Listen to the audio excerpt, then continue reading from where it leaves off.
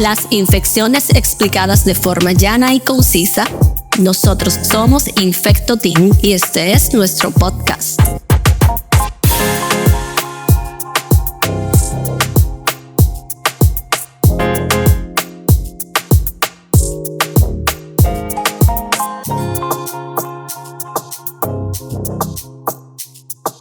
Saludos mi gente, bienvenidos a este nuevo episodio de Infecto Team Podcast. De nuevo nosotros, los infectólogos, aquí estamos con un nuevo tema muy relevante sí. Porque también como que cada año, como que estamos viendo casitos. Sí, llegó para quedarse. Como que estamos viendo casos, estamos viendo brotes, siempre nos los hacen como retomar, volver a leer, volver a revisar. En un momento nos olvidamos de él y de repente hay un caso en tal sitio. Bueno, pues estamos mencionando el caso, nos referimos a cólera. Señores, ¿qué cólera este? Sí, llegó para quedarse. Usualmente está manejándose como si fueran brotes, como que de repente te dicen en tal pueblo, tal ciudad, aparecieron 10, 16 casos, hace unos meses fueron como 16 casos, creo que en Barahona. Están en Barahona, entonces, pero antes ha habido más casos, entonces siempre estamos en esa disyuntiva. Pero es importante que hablemos de esto porque yo tengo un dolor de cabeza, yo como que tengo varios dolorcitos de cabeza, sí. El dolor de cabeza de cólera mío como que está aquí, junto con el dolor de las plaquetas del dengue, ahí uno al lado del otro. Y es porque la gente tiene que saber lo que es cólera, ¿ok? Es una enfermedad gastrointestinal, o sea, una gastroenteritis. Que lo produce una bacteria. Que es producida por una bacteria llamada Vibrio cholerae y que tiene una particularidad de que es capaz de producir brotes. Es decir, donde hay un caso es posible que usted encuentre más. Más casos. Porque se transmite muy fácil por las heces, contaminación de las manos. Si usted no se lava bien, no sabe qué es cólera, obviamente. Y yo siento que la gente como que no se preocupa tanto por cuidarse del cólera, como que... No sé, como que yo no veo esa preocupación en la calle. No, creo uno, porque la gente que está alrededor ahí sí realmente se preocupan y comienzan a decir una serie de cosas y preguntan realmente. Por eso es que entiendo que es importante que le expliquemos qué es lo que es. Y yo decía que es como una diarrea común y corriente, pero que es una bacteria que se propaga fácilmente y que se puede complicar si usted no la está sospechando. Pero ven acá, entonces, si el cólera produce diarrea, ¿verdad? Y a una persona, vamos a decir a mí, me da diarrea, ¿qué hago? Pienso que tengo cólera, puede ser otra cosa, puede ser que me comí algo anoche y me cayó mal, ¿qué? Dime. Lo primero es que tú tienes que saber lo que acabamos de decir, son brotes. Si tú estás en un área donde se están identificando casos, obviamente puedes sospechar de cólera. Recordando que brotes un solo caso pudiera ser. Sí, pero tú tienes que tener como un nexo epidemiológico. Tú viniste de algún sitio, eso no salió de la nada. ¿Cómo vamos a sospechar? Eso tiene que venir de algún sitio. Tiene que venir de un sitio, pero yo lo estoy viendo de posición de mía, por ejemplo, como persona, como paciente que empieza con diarrea. No como el de salud pública que lo ve de arriba y dice, en Santiago hay un caso de diarrea y ya eso es un brote. No, mira, cuando hay un cólera leve, porque el cólera puede ser leve, moderado o grave, cólera graves, el cólera leve y moderado puede pasar indistintamente, o sea, muy parecido a una gastroenteritis cualquiera. Entonces, si es un solo caso, o sea, si eres tú, por ejemplo, que comenzaste, Dios no libre, que comenzaste con un cuadro, es difícil que de primera instancia de que vayamos a pensar en cólera, si no hay un caso relacionado. Por lo que acabo de decir, que ese es el dolor de cabeza mío, que un anuncio del ministerio dice de que si usted presenta la diarrea en agua de arroz, sí. Señores, el cólera leve lo que te da es, ¿cuáles son los síntomas? Te da náuseas, te da un malestar. Malestarcito, no da cólico como una ameba. No es un cólico como la ameba. No. Y las evacuaciones diarreicas, pero no es una cosa severa, a menos que sea un paciente obviamente que se complicó, que llegue a severo. Puede pasar. ¿Por qué usted cree que se dan los brotes de tanta gente? Es que la gente no sabe qué es cólera, porque comienza un caso leve, cualquiera con diarrea. Sí. Por eso que te digo que a veces yo siento que la gente no se cuida tantísimo, porque como son casos leves, quizás esas medidas de higiene que son necesarias para evitar la contaminación de los grupos no se llevan a cabo y entonces viene lo que trabajan juntos, el grupo familiar que está muy encerrado, porque date cuenta de los casos que cuando ocurren brotes, usualmente son nacionales extranjeros que a lo mejor viven todos juntos en un espacio pequeño, se contaminan todos, y también el que está alrededor o que trabaja con ese grupo, pues entonces se expone también, y también quedan involucrados al final. Entonces estamos claros que es una gastroenteritis cualquiera que puede suceder, que de todas formas para cualquier tipo de infección gastrointestinal hay que seguir una serie de medidas para prevenir contaminación de alimentos y de transmisión a otras personas, porque la mayoría de esas bacterias se transmiten fecal oral, o sea, usted se contaminó las manos y tocó alguna otra cosa y después otra persona se contamina, y entonces por ahí se va.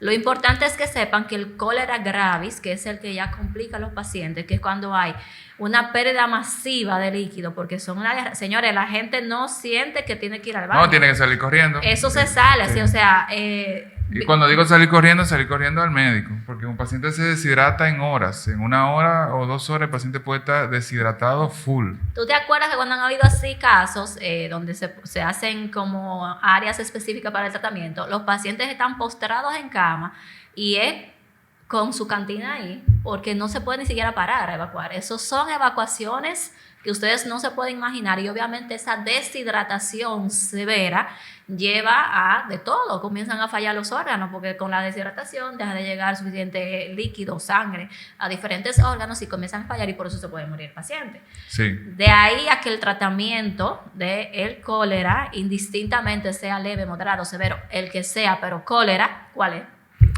Antibiótico. Pero el doctor tiene un problema. Yo lo voy a despedir al doctor. No, pero no, el tratamiento es manejo de líquido, esencialmente. Poder reponer todo ese líquido que se pierde. Y la reposición de líquido, especialmente si puede ser oral, ayuda a que el intestino, las vellosidades de los intestinos se repongan también.